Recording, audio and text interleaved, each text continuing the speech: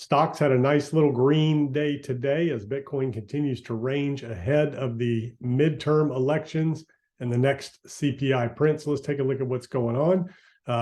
Dow was up 1.3, S&P up almost 1%, NASDAQ up about 0.85. So not a bad day all across the spectrum. Bonds up a little bit. No big news, just the stocks rallying, getting ready for the election, looking for somewhat of a split legislature where some of the balance of power gets split between the White House and Congress and potentially the Senate. So we'll just have to see how the elections turn out tomorrow. But the markets like a little bit of a divided legislature. Kind of keeps things in balance and keeps crazy things from happening.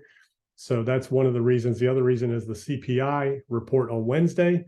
It's expected to come in, again, a little bit hot, but not out of control. So as long as it's within range, up a few points maybe from last time, 8.3, 8.4, under 9%, then we'll be in good shape. If it's over 8%, then the markets will definitely tank on that news. If it's in the sevens, markets will definitely rise on the news. But right now, I think the expectations are to come in line, maybe a little bit hotter than last time, but not way out of line or out of control. So let's take a look at Bitcoin real quick.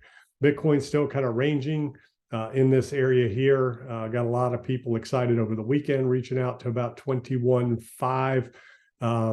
And like I said, it could have gone up to that 22 range and then ultimately back up to 25 to test that again. And it might do that before this is all said and done, especially if the markets continue to rally here the next few days off of the election results of a divided legislature, balance of power there, so to speak, and a decent, realistic CPI, although it's really high, put a lot of pressure on people, hurting a lot of people. There's a lot of wealth destruction being done out there between housing values and, of course, the market's still down for the year.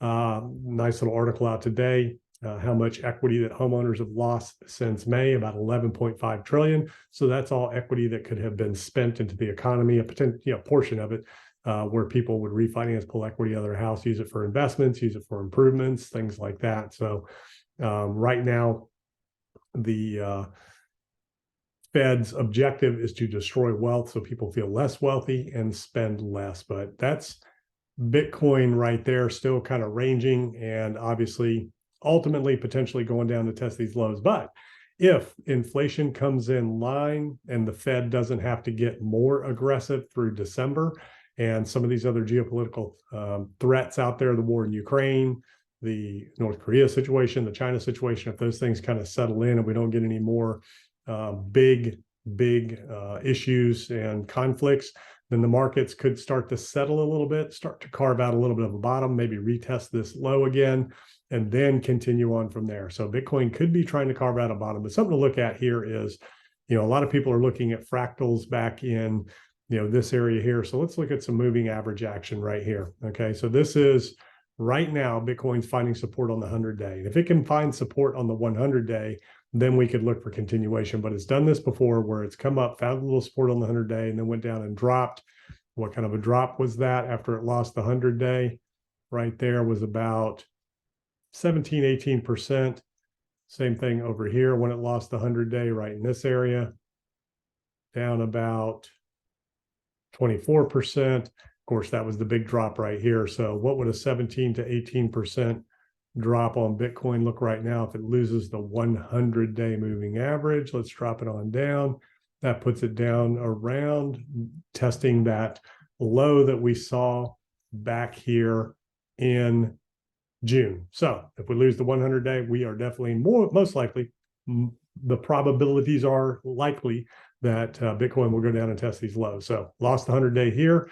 Ultimately, last time it broke above the 100-day, rejected off the 200-day, and then tanked after that. So the question is, will Bitcoin hold above the 100-day and kind of continue to find support, work its way up, and then see what happens at the 200-day?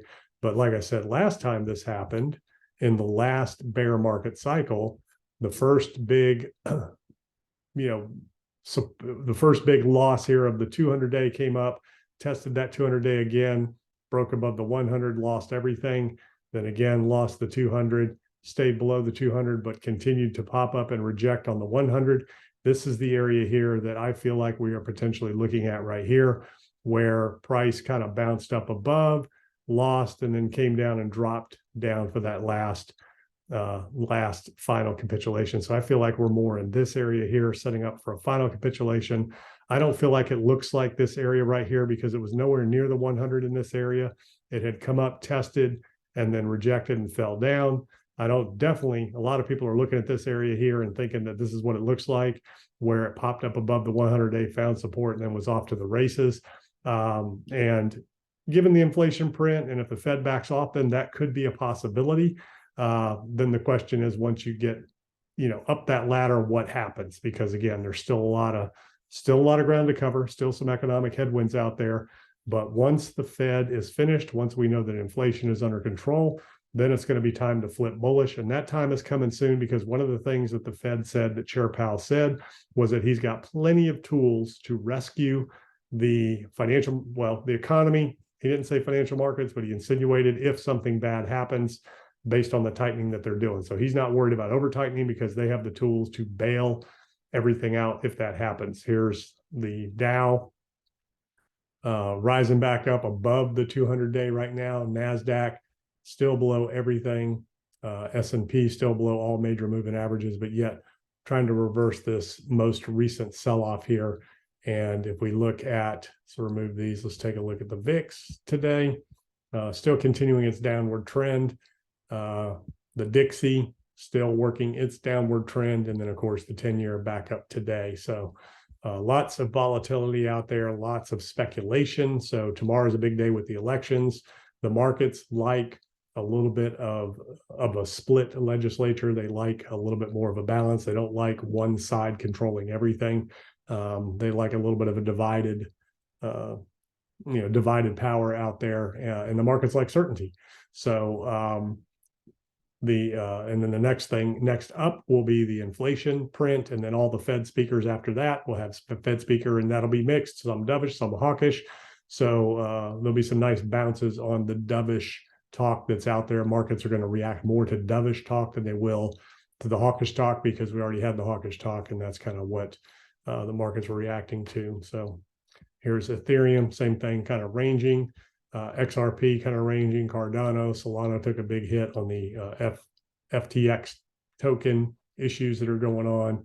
And I think Doge now is starting to unwind a little bit of that move that it made over here. So altcoin market losing a little bit of value against Bitcoin. But ultimately, once some of the dust settles, we can call bull market back on to get excited and get ready for the next leg, but still have a little bit of work to do. I'm not looking for that until we get into next year, probably mid to late next year, before we can start really looking for prime bull market conditions again, when the Fed, can start talking about backing off. So these are the things that I'm looking at. See you in the next video.